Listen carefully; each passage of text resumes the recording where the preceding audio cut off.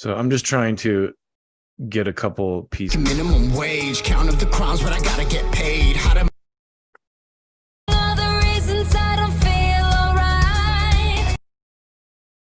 So they kind of have this vibe. Like, further down, so that's their newest single, Into Nothing. Here we are. Can you I can hear you now. Hey. Hi. There you guys are. How are Hey, you? how's it going? Very good, thank you. Thank you for taking the time today. Yeah, absolutely. Thanks for having us. I was just playing a clip of one of your newer songs, Into Nothing. Yeah. And I was just saying, I really dig the visuals in that. Your videos are so cool. The just the visual aesthetics and the stuff that you guys are doing in there. How did that come about, out of curiosity? You know what's interesting? So like, all right, full clarity. I'm actually a computer hacker, my regular day job. And Okay. we're actually at the Black Hat Hacker Conference right now, while we're also recording with Kane Churko. Awesome. Kane Churko, he's recorded like, Disturbed and Five Finger Death Punch and In This Moment. I mean, they're amazing here. I mean, they have all the Ozzy Osbourne like albums here, are insane. But anyway, so I'm a big techie, and also Cam, who writes a lot of our instrumentals, he's a big techie as well. He's a Java developer. And so for some reason, we decided that like we had what was in our head for visuals for the music video, but we decided to use AI in order to kind of come up with like this crazy concept of like cyberpunk meets like this evil circus almost, like, but I wanted it to be like, so like the song is about feeling so numb that you've had to go for these dangerous highs or these dangerous thrills to not feel numb anymore, right? And so like some people, they'll go towards drugs, or they'll go towards like skydiving or cliff diving or whatever, just to feel something, anything.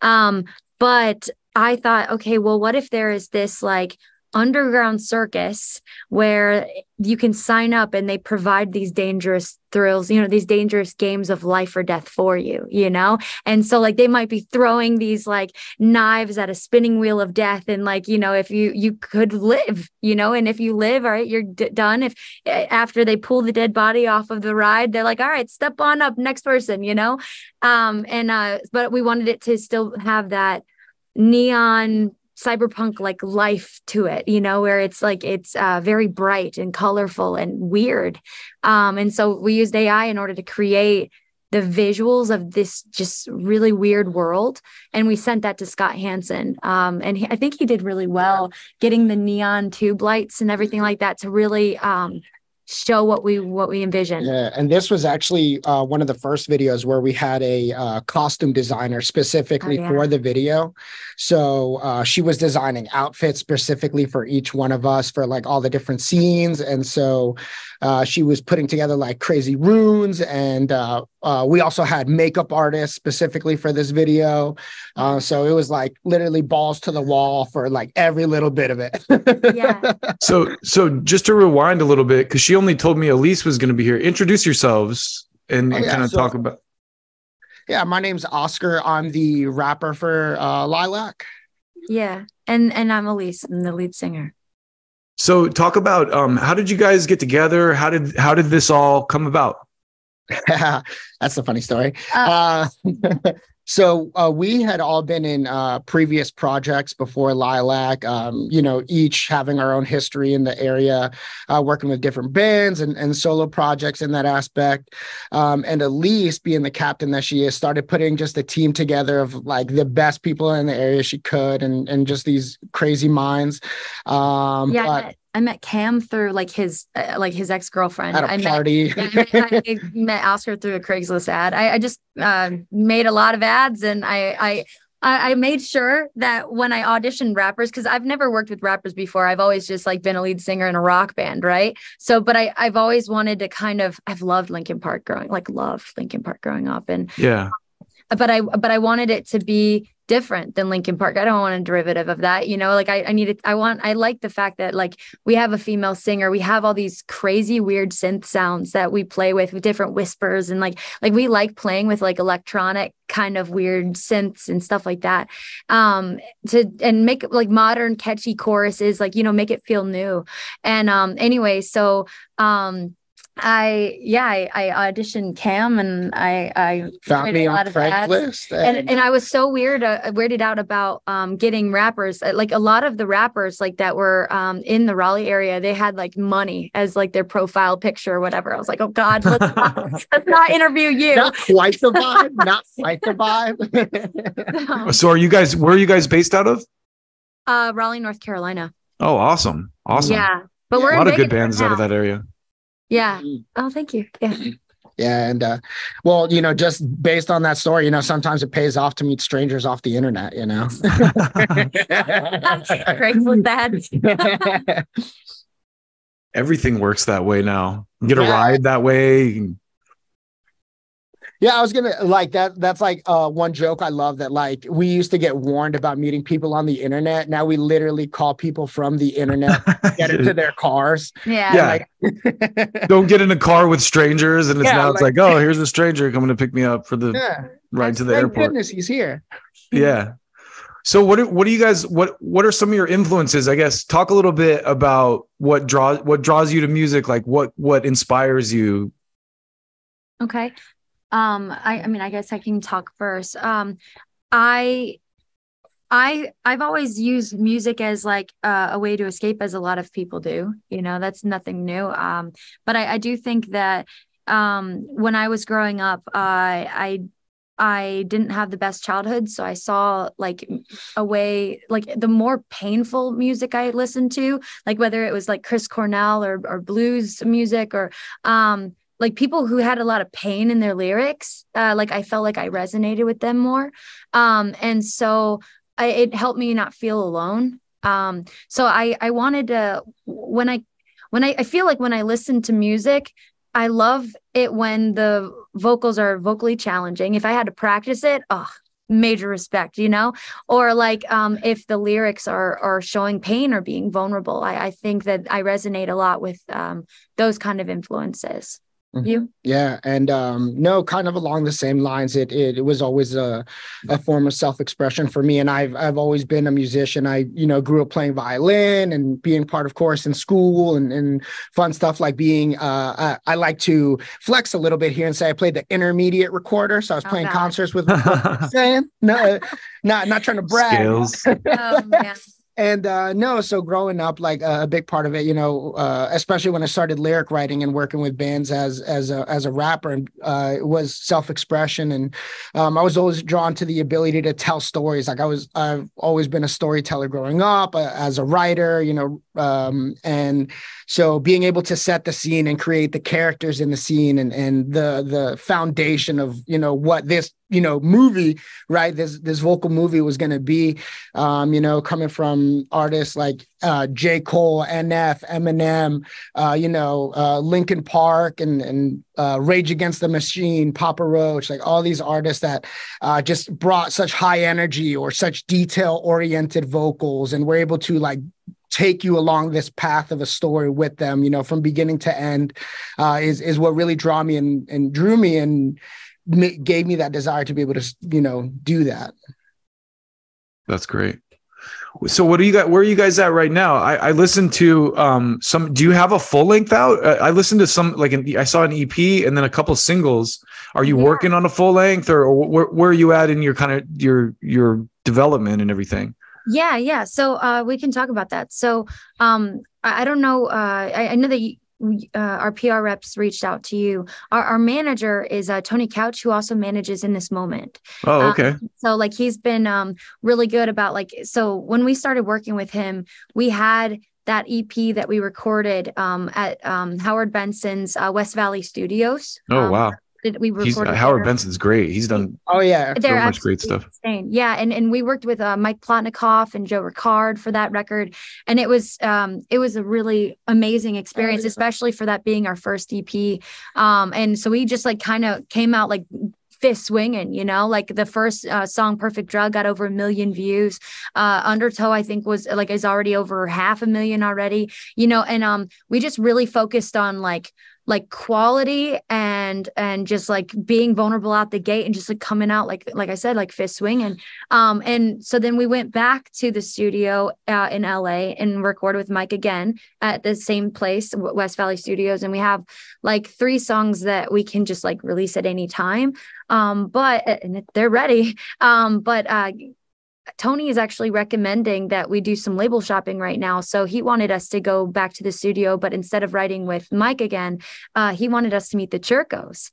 And so that's where we are. For the next 5 weeks, we're going to be writing, you know, with Kane Churko. And like, it's amazing. Like, we're talking about how he wrote like the song Blood for In This Moment and stuff like that. And just like how his brain works for melodies we're already coming up with like a lot of amazing stuff that I think is going to be really transitionary for us. It's huge. And working with them, you know, Mike Plotnikoff and Howard Benson's team versus here with Kane Churko in Vegas has been like so different, and the approaches have been different. So it's been really cool to feel that out, especially like Alyse said, coming out of the gate fist swinging. I think Mike Plotnikoff gave us that space to really explore what we were trying to do instead of like push us in a particular direction and give us a lot of influence. He kind of and challenges and so we really had the opportunity to just kind of lay down what we were doing and start like really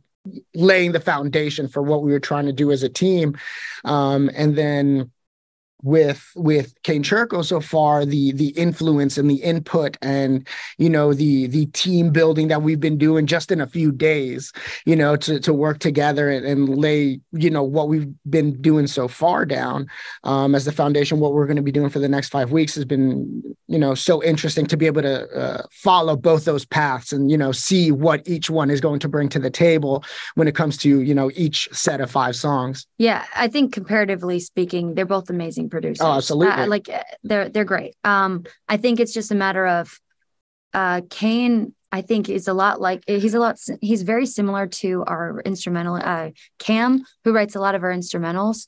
Like, Cam likes weird sounds. He likes unique. He likes writing songs that are for the future. And sometimes you got to pull him back. Like, yo, don't write a song for 3 years from now. Write a song like 9 months from now. You know what I'm saying? And so like, it was really cool that we got to like open up our song idea folder that, you know, of all these songs that we've been writing, and show Kane. And like, he only wanted to pick like 5 to 6 songs, but he was there with a list of 12, like, oh my God, so many of these songs inspire me. And like, he was making jokes with Cam saying like, we should start a side project. This is awesome. You know, it's like, would you get that kind of feedback? They talk about putting a smile on your face. That's absolutely insane. So like, I cannot wait, because I feel like he's really embracing the weird that we are, you know, and he's embracing our uniqueness. And we have flexibility, but we're also he's still reining us in, you know, to still be rock, you know, and fit the radio as well. I watched one of the track breakdowns that Cam did on your channel, and that it was really cool, because I kind of moonlight as an audio guy, you know, producer. Like, I mess with audio and recording and engineering and stuff. So I was like, oh, that is really cool that he's kind of showing piece by piece how this song fits together and everything. Oh man, he would love to nerd out with you. Like, if you're ever wanting to like nerd out with Cam, I'll have Cam sit with us next, and because he loves that kind of conversation. And that's what's so crazy about the team that, you know, we've been able to put together, is that Cam is so intricate and detail oriented, and you know, there's intention behind everything he does, you know, and like you know, kind of like in those breakdown videos, he'll start to talk about why he does particular things, and even getting to like sit next to him while he like goes through different sounds, like, oh, you know, that sounds like nothing at all we can use, but we worked on it for an hour, let's toss it out and, you know, start all over again. Yeah. Part of the process. Mix that, like, you know, you don't notice the sprinkle until you really want it, and until like ears like yours notice those little sprinkles. I could the one I was watching, he was showing these little the start of the song, these little sample he had kind of twisted up, and I was like, that is so cool, because it's those kind of subtle things that a producer will pull out that you don't really hear unless you're really engaged, like listening closely on headphones or something. Yeah. Agreed. but it gives the music such a bigger, you know, has so much more sticking power and sounds bigger, and you know. Yeah, and that's definitely been a focus for us. Like as we've, been releasing music and performing out for audiences and going out on tour with like Atreyu and New Year's Day, is that basically everywhere we go, we want it to feel like the windows are about to be blown out of the place, when we're playing, and that kind of energy is what we bring to the stage as well. So it kind of needs that like layered layered musical approach, and you need to have those like barrier after barrier after barrier knocking you in the head. In the audience. It's interesting that he brings up live, because as you were talking about with Cam bringing the little sprinkles and everything like that in our songs, since we are we're techies, we do a lot with computers for our day jobs, and so like a lot of people don't realize this, but like a lot of our instruments are like even Cam's like keyboard is wireless and everything like that. He lifts it above his head in the middle of the set. But if he climbs the light towers, because the light towers are all set to like DMX protocol for the lights to go off with the tracks and everything. Well, anyway, he'll climb the light towers, and there's wireless keyboards at the top of his like light towers that he's headbanging, he's playing with. And so like we have like ways that we're climbing everywhere, and we're still able to play, we're still able to sing, and we're just trying to make it as interactive with as many moving parts as possible. Yeah, technology enables a lot of cool stuff. Yeah. Yeah, it's been really fortunate that way, that we've had a team full of people who are just like, ooh, but let's tinker it with it this way, and let's tinker with it that way, and let's see, what overall that brings to the table when, we're trying to interact with the crowd and just interact with the music. And it's been such an incredible experience so far. That's awesome. Yeah, and that's where I've talked to a few bands over the last couple of weeks, and I feel like that's where you really build your audience, because people can hear your song and go, hey, that's pretty good. But if you go out on the road from city to city and you just kick ass in every town and shake hands with fans, we were talking about Metallica the other day. They've been doing that for like 40 years, and now they're just filling stadiums with devoted fans, and so it's like that side of it, that live performance is probably the biggest piece for a band like you guys. Thank you. Yeah. What's fun is that Mike Plotnikoff, he came to our show at the House of Blues in San Diego at our last tour, and he's always seen us like recording, he knows like my skills as a singer and Oscar's skills as a rapper and Cam's skills as an instrumentalist. Like he knows that, but like to see it live and to see us headbang and to see like our theatrics and like how much we move, like we move so much on stage, man. Like, it's absolutely crazy. Like people ask me all the time, like how I'm hitting all these crazy high notes when I'm like nonstop jumping and headbang. Like I don't stop. And so like, you need lungs, really, really big lungs. But no, well, anyway, so Mike Plotnikoff, he went to the House of Blues in San Diego, and he was saying that like when he used to see Metallica, like people, like when Metallica was opening, other bands didn't like playing after them. Because they just set the fucking stage so hard, as an opener, it made the other bands like not really want to go after. And I'm not saying that that's what we're doing, but I do say that like we go hard. Like when we opened for the Atreyu tour, like we set the stage, like we are moving so much that like we always try to be a hard act to follow, and like we like starting the show with a bang. Yeah. And, I can tell that you're a very high energy person just in talking to you on Zoom. So yeah, it's just so fortunate to bring a group of people who are so passionate about music in general, and then just being able to explode on stage all together. There's something about like bringing all those energies of 6 people who just like really want to be there, really want to put it all out on the table, and are willing to just be covered in sweat by the end of 30-45 minutes set. It's just like, okay, no matter what day it is, if it's a Tuesday or a Saturday, like throughout the week, like we're gonna leave this stage obliterated, lit on fire, and just have people talking to us after the show. And that's one of the fun things we get to do as kind of the position we're in touring right now, is that we get to be, you know, involved with the crowd, which is something we love to do. We're at our merch table, you know, talking to people before and after the show and just interacting with the crowd, because our songs are personal stories, you know, where we talk about things we've been through and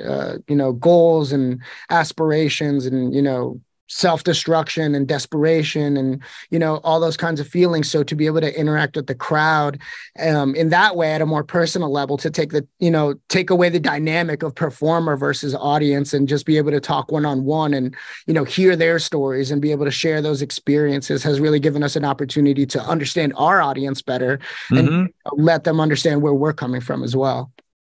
Yeah. And there's real value in that. I mean, I can't tell you how many bands I've talked to that I haven't known much about, but just in kind of like learning more about them as people makes me more interested in their music, you know? Yeah, absolutely. So like, so you saw Into Nothing, like, is there like, I guess any questions that you have like regarding Into Nothing or any of our other songs? Or yeah, I mean, I talk a little bit about, you know, I watched Into Nothing, and then Undertow I think was another one, and I really thought the visual aspect of what you guys are doing was cool. Whoever's doing the videos, and if you guys are, I don't know if you guys are, you know, producing them yourselves or whatever, but the visual aspect was really cool. It's like this sci-fi kind of futuristic, like you were saying, circus vibe thing. But yeah, talk about the meanings behind. I know with Into Nothing, I watched a little bit of like maybe a TikTok video where you guys were kind of talking about that, so you might have already covered that ground, but I would love for you to talk about, you know, some of the thought process behind some of your songs or whatever, you know, your main single is right now. Yeah. Well, I mean, I guess we can talk about Undertow real quick, but Into Nothing is the one that we're pushing hard right now. But I think we kind of already dived into that with the, you know, somebody feeling numb and needing to go, you know, toward these dangerous thrills in order to feel something, anything. But then you end up going down the spiral where maybe you've gone too far. You know, when is it? How do you know when you've gone too far? You know, because the high never lasts, you know, and maybe after like now you're spiraling and it's getting worse and worse and worse. But like, do you lie in a ditch somewhere? And that's when you're like, okay, I've gone too far now. You know what I'm saying? But a lot of people have done that, you know, and just to feel something, you know, again, but with Undertow, it, you know, big props to Digital Thunderdome as well. You know, Scott Hansen and the Digital Thunderdome team who, you know, really saw our vision and were able to work with us. You know, we collaborated with them on, you know, what the meaning of the song was and how we could essentially visually represent that. Because definitely the setting for Undertow was kind of this, you know, mental hospital kind of situation where we're all trapped and, you know, we're having these experiments run on us and kind of thing. And the idea behind Undertow was that, you know, we go through these life stages where we can feel trapped and unsure of what to do and, you know, unknown where to go and just overwhelmed by the constant change of life, of, you know, setting of friends and family moving in and out of life, that it can feel like you're drowning. You know, we put Alyse in a tank to be drowning at that point, chained up, which I did see that video. Yeah. And she can talk to a little bit more about who exactly was involved with that process and how we were able to pull off that water tank scene, because there was so much, even on top of the Digital Thunderdome team, that went into that. But that's where Undertow really is. And that's why we have, you know, me in a straitjacket, you know, the guys tied up to a chair, like in the electric chair. It's because life will run you through these experiments to test you. And, you know, ultimately, you know, it may not even be you may feel like it's not even for a reason and you're just overwhelmed. And it's just, life is constantly putting you through these tribulations of, you know, feeling like you're trapped, feeling like you have nowhere to go. And it's just like someone messing with your head just for the sake of doing it. But yeah, so like with the tank, for example, which, yeah, you're right. Like awesome for Scott Hansen and Digital Thunderdome for taking our tall orders, you know, that we have these crazy ideas and we try to like have him smush it into like I imagine, yeah, like here, please squish all of these ideas. And also I've bought like a whole bunch of costumes. Like this is gonna be great, but then smush that into a little 3-minute video. 3-minute I can see we have a lot to talk about in those. Right. But like yeah, with Undertow, like with those feelings, like if I'm feeling like I'm drowning, I know that like when I feel the most overwhelmed, I feel like that's when I feel like the most alone, when nobody is willing to help you. You know, like they'll watch you, they'll monitor you, they'll see if you drown, you know, but they're not going to help you. And so I really thought that, well, what if I'm in this water tank and I have these like waterproof electrodes on my chest and on my head, and like the tank starts filling with water, and I'm like, holy crap, where am I? How do I get out of here? You know what I'm saying? And I'm banging on the glass and nobody's helping me. Larry, they're writing my vitals down and everything like that, but nobody's helping me. All right, guys, the water's up to my waist now. It's up to my chest. I'm going to drown in here, you know? And so it shows that escalation of like, are you guys really not going to help? So I'm like screaming. There's a place where I'm just like screaming at the doctor, like, what the hell is wrong with you? Get me out of here. You know what I'm saying? And just him just like, interesting, you know, just like, right, you know, taking down the notes. But yeah. And then, but anyway, so that water tanks are so expensive. I don't know if you know that or not, but they're crazy expensive to rent. And so like, let's just say that they were saying it's not in your budget. Okay. Just in case you like, got a water tank guy. Oh man. Like even building suspension tank. Right. Like for a body sized tank, it's just insane. Like it will take like half of your music video budget. And so like Scott was just like, sorry, you can't do it, whatever. I don't like hearing the word no. I don't like feeling like I can't. No, it's not that I don't like hearing the word no. That's not true. I don't like hearing you can't do something. I feel like I can do anything if you give me enough time. Like, I mean, also I'm a hacker. I'm a computer hacker. My regular day job is like, oh, there's a lock on that door. I'm sure I can get around that door. You know, I can get around that lock. That's how my brain is trained. And so anyway, he was like, it can't be done. Sorry. Like we can't get a water tank. And so I called magicians all over the United States that do like the water torture tank, like escape. And I found Lady Houdini, and she has like tripled Houdini's world record for like the Chinese water torture escapes. And I sent her the music, and apparently she always performs her escape on stages to Linkin Park Crawling. So she loves rap and rock combined, and she loved our song, and she was like, I absolutely want to work with you. And so those chains that are on me in the video are her real chains. Like they make you that's dope. Look to the top. And so like, believe it or not, like, so she showed me how to like undo the chains and everything like that. But like when she's doing the escape, she's under the water and she's holding her breath, right? And she's doing it. I have to mouth the words when the water finally goes above my head, and it's too heavy. I'm on my tippy toes. I can't float to the top. Like, this is it, guys. This is the last breath I have. I'm having to mouth the words while I'm undoing the chains. And my band members were like all on their toes. Oh, dude, she was drowning. So like, no. Like you got to understand, like this was like, she was drowning. She was like popping up water. Real. Oh, that's terrible. Yeah, we're like, I'm not sure. No, get it for the shot. Keep going. Don't just drown. I was like, let's do this. Like, let's keep going, you know? And and then, you know, I undid it and I floated to the top at the end. It was great. But yeah, my drummer for a second there, he was like, we should put something in there in case so she could step on, so she could step up. Like, no. Where there's a will, there's a way.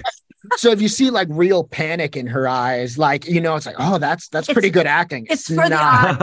For the art. The director's like, I meant to do that. I meant to get you trapped in there. It's for the shot. I'm not dying at all. Yeah. You had me thinking like your next call would have been to one of those sensory deprivation tank companies if the Houdini thing hadn't worked out. Absolutely. I was determined, man, because I felt like it really drove home the visualization of like what we wanted to get out of that song. When you watch that music video, you know what it's about. You know what I'm saying? And I feel like those pieces are so important, you know, otherwise it's just a cool music video, you know, but yeah. I mean, there's something to be said for that too, though. Like I said, I think the visual aspect of what you guys are doing is really cool. It's really unique. Thank you. Thank you. Yeah, I mean, it really, we try to like live up to our messages as much as possible. I mean, even from our very first music video, you know, we spent 16 hours shooting, probably like 15 hours on Undertow. But I think just a quick story about Perfect Drug, you know, our very first video that we did, it was winter. I think it might have been like March or February. It was January. January. And so we shot until 2 a.m, and the director thought, you know, hey, like the last scene is going to be this pool scene where you guys are in a pool of water. And so we had to shoot that outside. So but thinking the like water heater broke. Yeah. So this was like ice cold water at 2 a.m in January. And, you know, our team, not to be cold. Yeah, our team was like, are you guys sure you still want to do this? And we're like, 100%. Like, we didn't come all this way to like not do this. You're like, have you guys seen Instagram lately? The cold plunge challenge? Yeah. Like, yeah, we got it. Like, everybody's wearing winter coats and they're like, and you see their breath clouds, you know, and Oscar and I are stripping down, you know, and like, we're just like, oh, here we go. Let's do this. I think we literally had to do like that scream at each other right before we jump in the pool. We're just like, go. Okay, you get one shot. And then and we got it, you know, like our lips are blue in the video, but like, hey, you know, what's a little hypothermia? Hey, that makes it real. That's the price you got to pay for good art. Right. Yeah. The art. And you know, I mean, we're just honestly like really so committed to pushing our project forward and you know, making it feel as, you know, we love what we do 100,000,000%. And we love performing, we love writing music, we love, you know, getting to make these videos to visualize, you know, what we're doing and give that to the audience. So if we don't put 100% of ourselves into absolutely everything we do, you know, it just doesn't seem like we're doing justice. Yeah. But like, so like, yeah, coming forward, I guess like after this, like so right now we're writing with Kane Jerko, right? So we're gonna write another like maybe 5 to 6 song EP, but then we have those other 3 songs that we have in LA that we can release at any time. We have a tour coming. I don't know if we can't tell you yet, but it's like 98% confirmed. But it's gonna I know how that goes. Huge tour, really, really big tour that we're gonna announce for October and November, and I guarantee you know the headliner. So I'm very, very excited to go on tour again. And so with that tour, we're gonna release one of those 3 songs from LA, and we're shopping with labels, and we'll yeah, it's been a lot of fun. It's been a hell of a ride. We released our first song March 24th of 2022. So this is just like for us to have already gone on national tours, and now we have another national tour lined up. We're working with Kane Jerko, with, you know, they've worked with Disturbed and Ozzy Osbourne. In this moment, all these huge names are on the walls, and we're here. Like, it's just like it's crazy. And even like our TikTok is blown up, which is crazy. Like, I mean, I ordered a cheeseburger with extra pickles, and it got 6.6 million views. 6.6 million. Why? I don't know. But who understands internet anymore? Like, what is the content? It's relatable. People are like, hey, I've always wanted to do that, you know, or something. Who knows? I've never asked for extra pickles, but like this motivates me. Right. So one more question I had for y'all is, how did you come up with your name? Banter and argument and so I love wearing my hair lilac. It's like a silver lilac color. Okay. And it was Cam's idea to name the band Lilac. But that I feel like lilac by itself, like just in the regular spelling LYLAC, is very feminine, you know. And whereas we're a dual vocalist band, we got a like brutal, you know, rapper in our band, you know what I'm saying? And so we got to like add a little bit of different energy. It's not all feminine duality, you know? And so how can we add some duality in that? And so they thought of like, okay, well, some bands like Paris or Landmarks, they'll flip the A upside down and make it a V, right? And so like use a V instead of an A. All right, we like where we're going. But then like, I guess for the duality, because we were thinking of like LYLVC, so it's just the V, you know, but I think the Y and the V just made more sense, like with the symmetry, like when you look at our logo and everything like that. I don't know. Yeah, it's almost like a Roman numeral. Yeah. So Lilac. Yeah, that's very cool. Thank you. So I guess in closing, you guys are kind of finishing up recording. You'll be out on the road soon. Is there anything else that you want to put out there right now that while we got you live? Yeah, stay tuned. We're going to be in Vegas for the next 5 weeks. So I'm also going to be on TV, believe it or not. It has nothing to do with Lilac, but I'll be on Fox and Hulu, which is interesting. They're like, my friend from college signed me up for a show called Don't Forget the Lyrics. And so I'll be on Fox on September 12th. Which is interesting. Oh, that's cool. Yeah. Very cool. Yeah, so you can see me try to get $1 million, you know?